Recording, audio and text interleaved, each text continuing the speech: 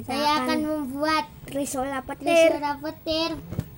Ya, caranya Trisula dulu dan penyaluran. Oh, sudah jadi.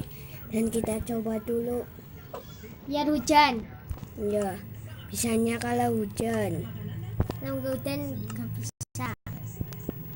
Ya. Ya guys. Oh ya, kita akan melakukan Kena petir ya guys. Cepat sekali guys. Dan saya akan buat api. Caranya pedang dan aspek api. dan aspek api. Kita akan menulis Aspek api.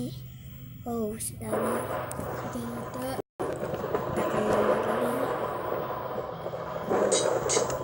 Jadi guys, kita akan coba menyihir guys. Dihancurkan. Oh, Kan sudah keluar lagi. apinya.